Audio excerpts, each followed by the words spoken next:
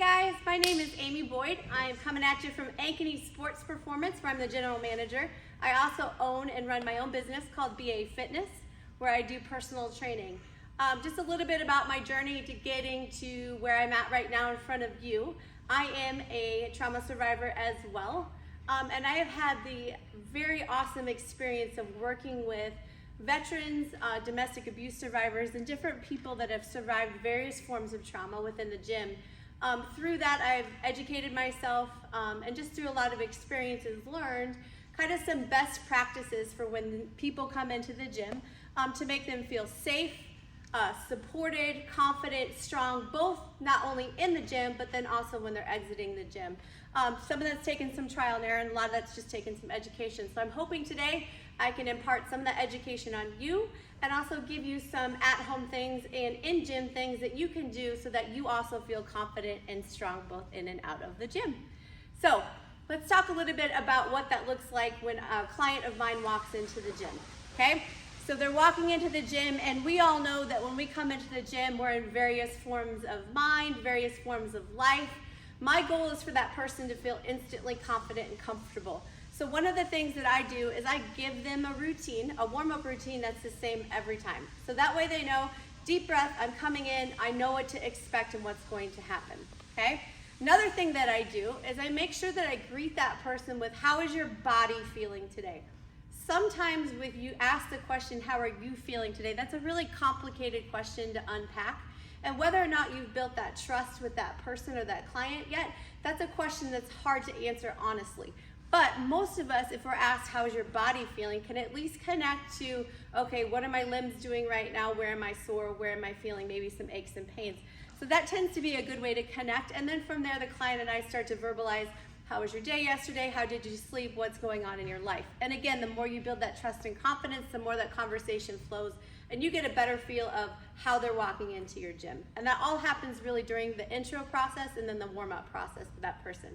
From there, I have a pretty flexible outline of what that schedule is gonna look like and what that workout's gonna look like for us, but I have to be flexible with that, because if someone comes in with anxiety, depression, just various things happening throughout their day, one of the things, for example, okay, let's say a client comes in anxious, their heart rate's probably a little higher than it needs to be, and obviously I can tell even dilated pupils, things are happening in their body that's heightened. The last thing I would do with that client is take maybe a heavy sled push and push that sled and drive their heart rate really high, really fast. That's gonna cause their anxiety to go even higher because their heart rate now is in those upper thresholds.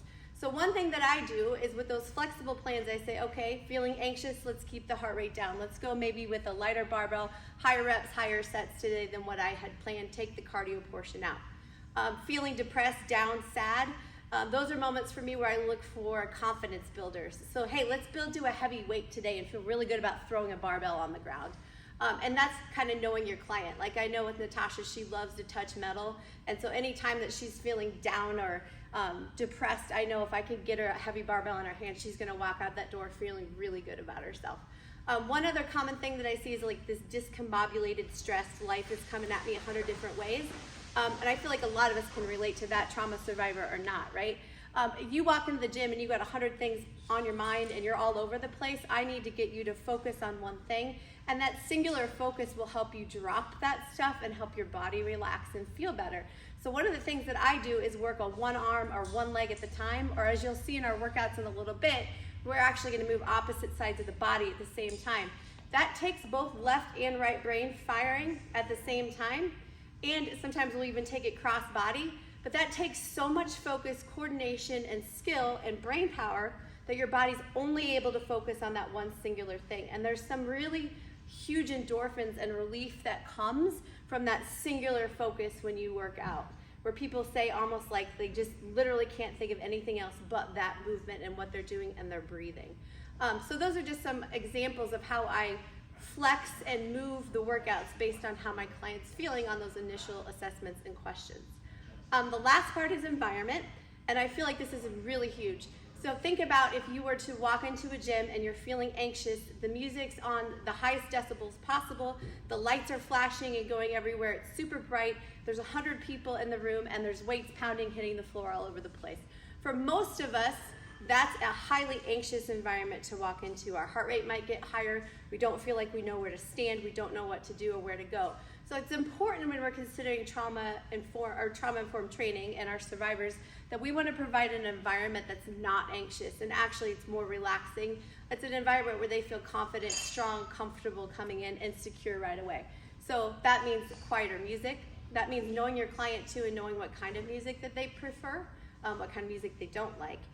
It's watching your lighting and making sure that that lighting, and you could ask your client, is it too bright in here? Do you want me to turn the lights down a little bit? I've done that before. It just provides more of a calming environment. Another thing that I've learned through trial and error, just education, is having an escape plan. And by that, I just mean having something to the back of the client or in front of the client where they can exit if needed to catch their breath, to regather themselves. So often that just looks like having a door close by and pointing to that door and saying, at any point in time, if you need to exit, take a walk, catch your breath, go calm yourself down, please do so. That exit strategy, I think, is extremely important, and having your client know that that's there and that's accessible at any point during your session is great. One last thing is the crowdedness of your environment. I think it's important to watch the people walking in front of, behind, beside your clients, and making sure you protect that environment and protect that space for them so they feel like nobody's gonna walk behind me and drop a 250-pound barbell while I'm trying to work out and create that anxious environment for me. So just controlling the environment for your client, knowing your client, speaking to your client, and making sure that those things are comfortable and secure from the moment they walk in all the way until they leave your facility. All right, guys, coming at you with Natasha here, and we're gonna walk through 2 different variations of a workout. The first one's going to be a workout that you can do in the gym, so it involves some equipment. What we're gonna do is a descending rep, ascending weight workout. And what I've found is, Natasha and I kind of call this a reset workout, but we noticed that when we're able to take a lighter weight, pump out a lot of reps, and then progress into that heavier weight, it's like a confidence builder. She feels strong while she's doing it, and obviously we're able to touch that metal that's so important to making her feel strong and confident. So we're gonna do that with a barbell. We'll also demo it with a dumbbell for those of you that may not be comfortable with a barbell, which is totally fine. We're gonna do some things in between that deal with that unilateral movement we were talking about, so that we're making Natasha have that singular focus. And then we're gonna get some core work in where we're crossing our body, and again, using that brain, that right-left brain, so that she's in the moment and present with what we're doing. So first we're gonna have Natasha lean back. She's gonna get set up for bench press.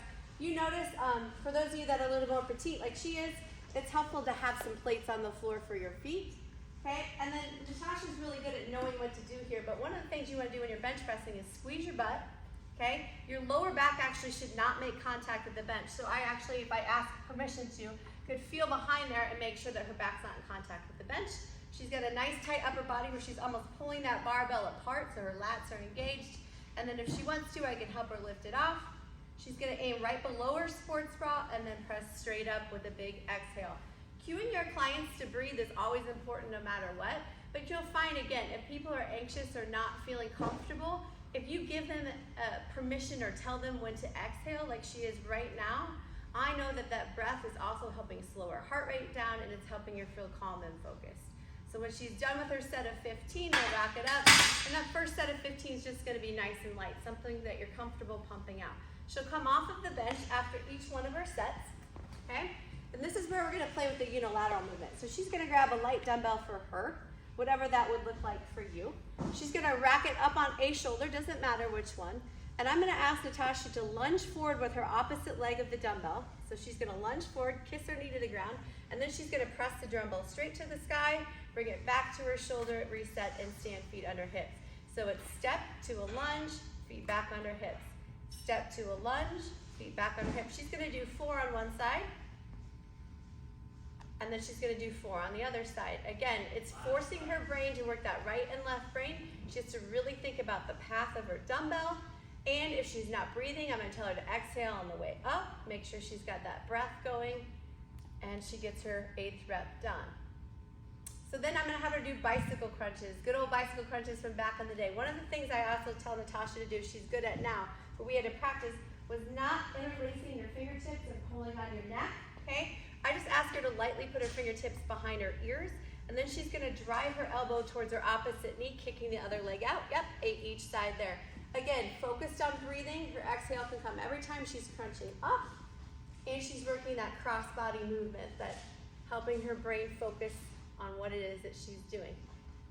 One thing that you want to do too, guys, is you don't want to necessarily give a time parameter here or hurry up or make Natasha feel anxious like she's not doing things fast enough. If she's breathing well and moving well, that's a win-win for both of us. So I'm not going to tell her right now, hey, all right, let's get back on the bench, let's go. When she feels ready, she grabs a drink, maybe she needs to.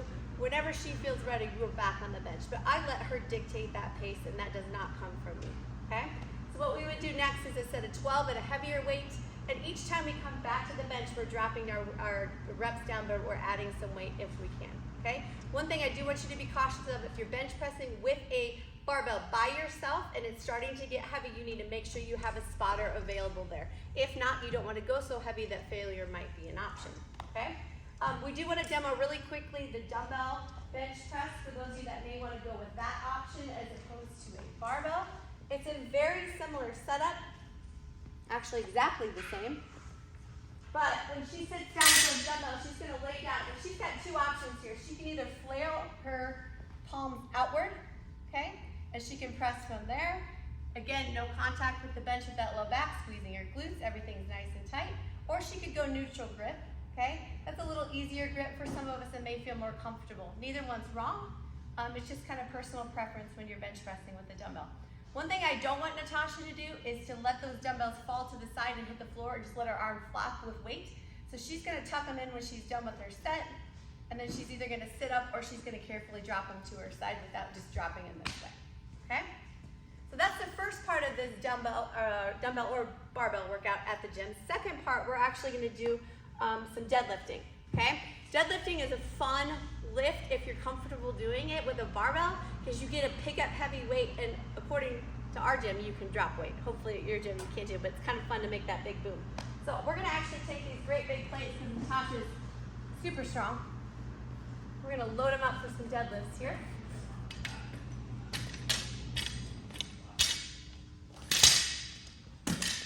Okay, and again, your set of 15, your starting set's going to be nice and light. Okay, this is light for Natasha.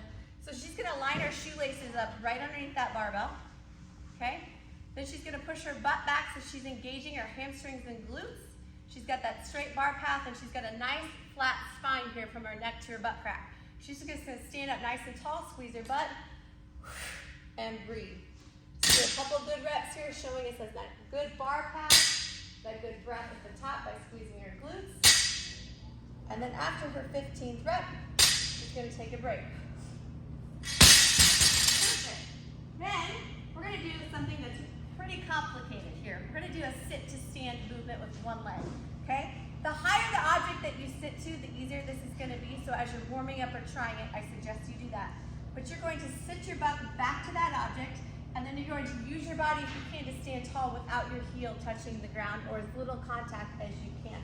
What this really does for Natasha is, when we see her turning around looking, okay? When we first started doing this together, it was like, I don't know if I trust my body to move in a way that I can't see. So anytime we can remove that perception that I see everything happening in front of me, and I can make things happen behind Natasha, that's taken some time for us to develop, but that's given her a lot of confidence to trust her body, which we know if you can trust your body in the gym, it helps to trust your body outside the gym too. Perfect, good work. Yeah, it's important too, guys, like as you're working through your clients, remember they're coming in various states of mind. Affirmation, positive things, fist bumps. Nobody needs a Jillian Michaels in their face screaming at them, right? So the more that you can keep things calm and affirmations flowing throughout your workout, the better, okay? Then the last thing we're gonna do are shoulder taps and a straight arm plank. So I'm gonna ask Natasha to get in a plank position where her hands are right underneath her shoulders. She's gonna keep her hips as still as she can, as she's gonna tap her shoulders 8 each side.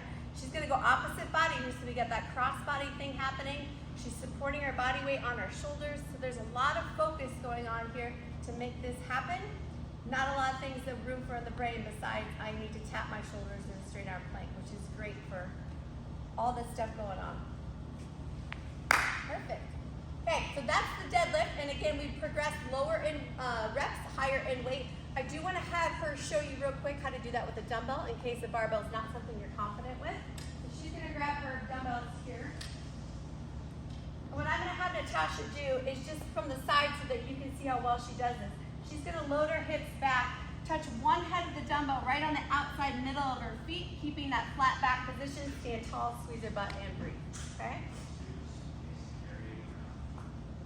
So here's a good example of taking dumbbells, and she's gonna need a big breath at the top, and doing the deadlift here. And you can get heavier with those in the gym if you feel more comfortable with dumbbells than you do with the barbell.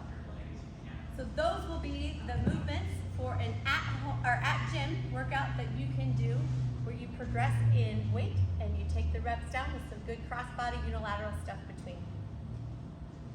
Good work.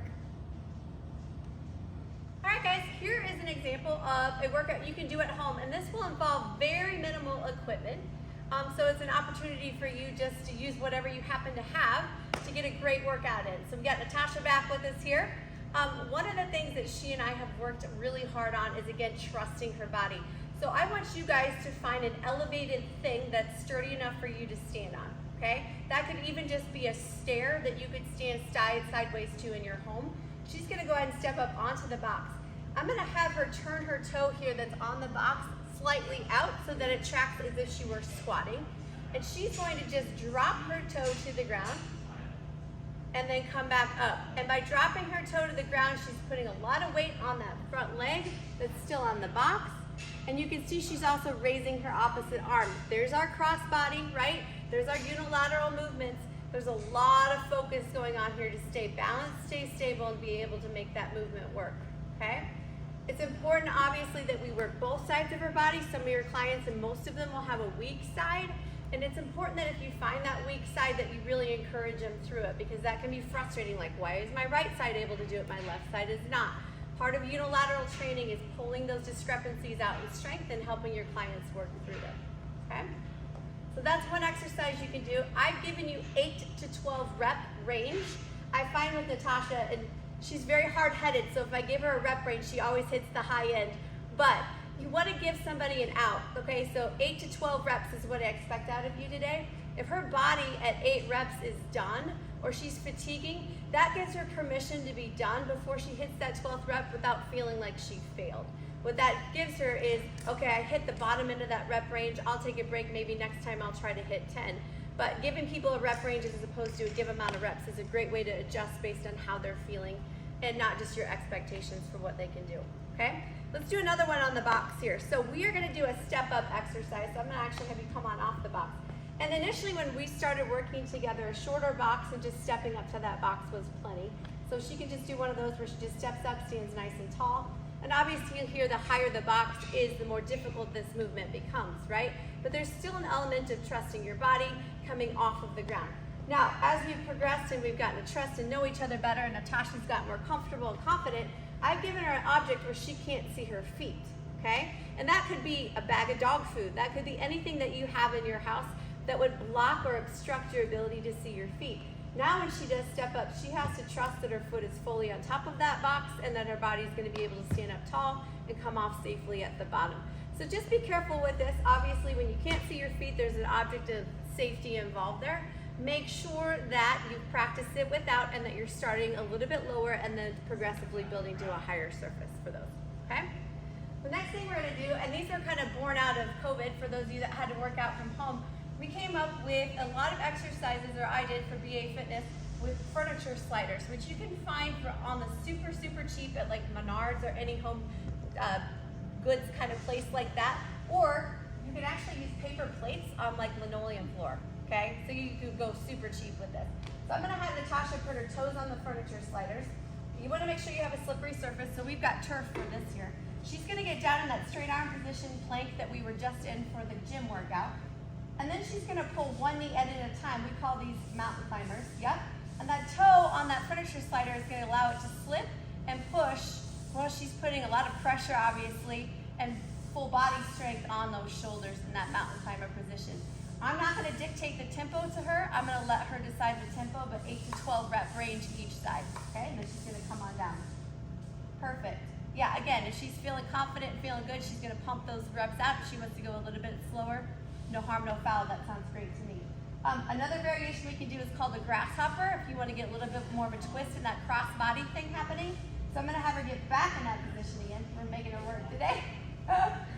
She's going to take her opposite leg and bring it through to her opposite hand if she can. So she's going to come back up in that position, bring it through, nice, and back, through, and back. These are a little bit more challenging, but she's going to try for that 8 to 12 reps each side, okay? If Natasha needs to take a break and shake it off between, I'm encouraging. I'm letting her know that's fine, it's a good idea, shake it off and then go back at it, okay? So those are your furniture slider exercises. One more though. We've got pikes. These are Natasha's absolute favorite. She's okay? I am lying. I think a lot of things are fun and she disagrees, but that's all good. Okay, she's gonna come up into that position again, and she's gonna pull both her toes in and look at her toes and then push both her toes back out. So she's gonna pull her toes in towards her belly button, look at her toes, and then push them back out. These are called pikes. They're a fantastic exercise for core strength, okay? And they're your favorite. Nice work. That was awesome. I'm actually gonna be crawling over here if you want. Let's show them your traveling plank. So where we go from the forearm plank position into a straight arm plank position. These are kind of like a modified push-up, but they're a great chance for your client to work on core strength. And look, she's moving opposite parts of her body at different times. So again, that singular focus. Good, and I'm gonna watch and make sure her butt stays down nice and low. If you're having a hard time with these, I'm gonna have Natasha show you actually drop to her knees. She can keep her knees on the ground, still keep her hips lower than her shoulders, and still perform that exercise safely. So that's a great modification for those of you, especially if you're starting to feel like shoulder fatigue is starting to set in and that's too much on the shoulders, okay? Nice. Okay, let's do one more. Oh, I forgot what it was, hold on. Oh, the iso lunge. Okay, these are also your favorite. So I'll have you turn to your side. What I'm having you guys do is just drop all the way down into a lunge. So I'll have Natasha do that. And remember, demonstrating and showing your clients is important so they feel that confidence too, right? She's gonna pull her leg off the ground slightly in the back. Notice how her shoulders, hips, and ears, everything's in a nice straight line. In 8 to 12 reps here, she's gonna kiss her knee to the ground and squeeze. Kiss and squeeze. And she's gonna do 8 to 12 reps and then she's gonna switch sides. I guarantee you right now she's burning. She's working hard. Tap and squeeze. And when I say squeeze, I'm cueing her to squeeze her butt in the back to help come off the ground. Perfect. Nice work, okay? So there are 2 exercises you can do right here. 2 more exercises you can do with sliders, and then a couple body weight exercises you can do in a circular kind of fashion. So 8 to 12 reps each side, working through that rep range as best you can, and then doing that for 3 to 4 rounds if you're able. Hey guys, so that kind of wraps up what we've been talking about here. I think if we take a summary of all of this, it's make sure your client feels comfortable, confident, secure walking into whatever place you're in if you happen to be a trainer. If you are not a trainer, you're a trauma survivor and you're looking for a gym, I think those are important things to consider. What's the environment like? Somebody needs to be asking you how your body is feeling. That's an important question to ask at the beginning of a session or exercise.